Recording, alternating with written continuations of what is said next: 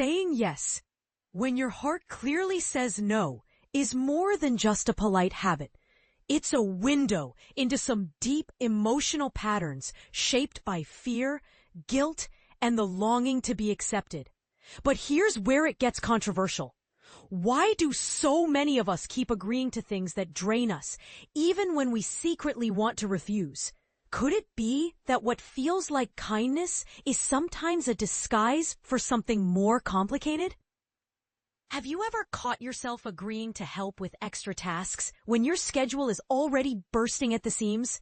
Or maybe you've said yes to social plans while secretly craving a peaceful evening alone.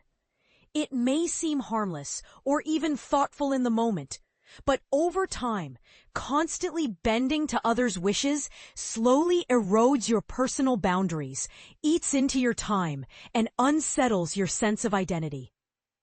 Psychology uncovers that this tendency isn't just about being nice.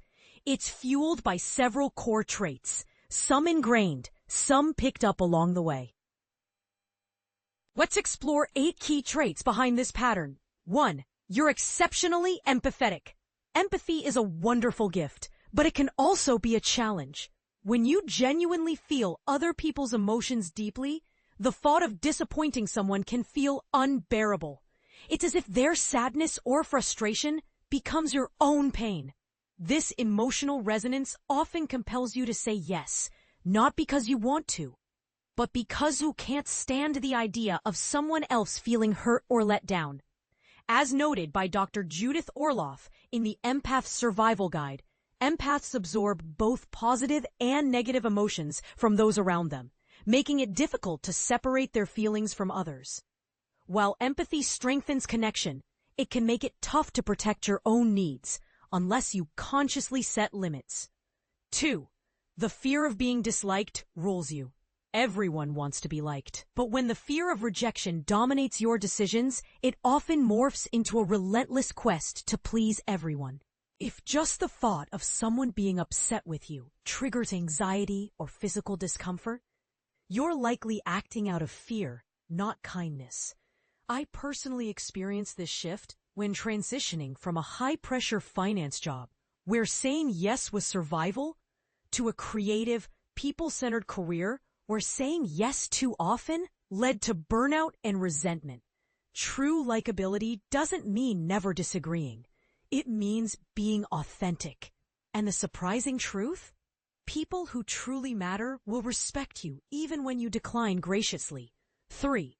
You avoid conflict at all costs. Saying no can sometimes feel like opening a door to confrontation. Maybe you grew up in an environment where disagreements were unwelcome or unsafe, leading you to learn that compliance keeps the peace. Now, as an adult, avoiding conflict often means you say yes, even when you don't want to. The tricky part is this avoidance doesn't eliminate tension. It just shifts it inside you. Over time, bottled-up resentment shows itself in indirect ways: exhaustion, irritability, or withdrawing from relationships. Healthy boundaries aren't about fueling fights. They're about communicating clearly to prevent misunderstandings and bigger problems later. Your identity is wrapped up in being helpful. Some people become known as the dependable one, always stepping in when things go wrong. Over time, helping others can feel like the core of who you are, the main source of love and approval. Saying no then feels like a failure, and worse, like becoming invisible or unimportant. However, this belief isn't healthy. Your value is not determined by how much you do for others. You're not an endless supplier of favors. You're a person with limits. Saying no isn't selfish. It's an act of being authentic and respecting your own needs. 5. The dread of guilt outweighs discomfort. Guilt can be a powerful driver, and not in a helpful way. It often whispers that refusing a request makes you a bad person. Sometimes this guilt arises even before you have the chance to say no, as your mind races through how others might react negatively. Guilt is frequently a sign of outdated messages received long ago, not an accurate reflection of the current situation. Therapist Nedra Glover-Tawwab points out that if guilt is your default feeling when setting boundaries, it likely means you've been conditioned to put others' needs ahead of your own. Learning to acknowledge guilt without letting it dictate your choices is an important step in personal growth.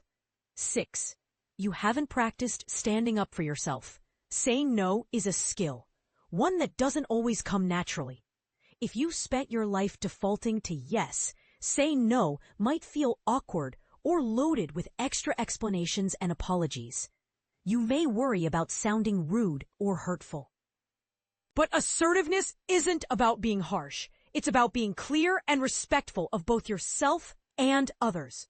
A simple phrase like, "Thanks so much for thinking of me, but I can't this time," can convey a direct yet gentle refusal without needing emotional gymnastics. 7. You grew up in caretaking roles. If you were the family member who often took on responsibilities, like caring for siblings, managing a parent's emotions, or handling adult duties prematurely, you might have developed a habit of putting everyone else's needs first. This survival strategy can lead you to instinctively say yes, even when exhausted. But remember, your ability to help doesn't mean you should always be available. Caretaking was likely essential during childhood, but adulthood allows you to decide how much energy to give away. Learning to set boundaries is part of reclaiming your own life. 8. You have an anxious attachment style. People with anxious attachment often feel safest when pleasing others, using yes as a way to secure acceptance and avoid rejection. This can sometimes make saying no feel like risking abandonment. Psychologist Amir Levine, co-author of Attached, explains that anxious individuals tend to focus intensively on their partner's needs while sidelining their own, fearing that being too assertive will push people away. This is an old survival pattern, but can cause difficulties in adult relationships. Mastering the ability to say no, despite fear of losing connection, is a sign of emotional maturity. It's achievable with therapy, self-awareness, and supportive relationships that honor your boundaries instead of punishing them. Final thoughts. If you find yourself in any of these descriptions, know you're far from alone. People with big hearts, especially, often learn early that saying yes keeps relationships smooth and others happy. But after a while, always saying yes stops being kindness and starts to cost you. The empowering news is that these traits aren't fixed. You can hold on to your empathy, your desire for connection, and still protect your energy with healthy limits. It begins with one honest no, then another, and before you know it, saying no becomes an act of self-respect rather than confrontation. When you honor yourself, you'll find the right people respect and follow your lead. Now, here's a question for you. Does constantly agreeing to things truly serve you?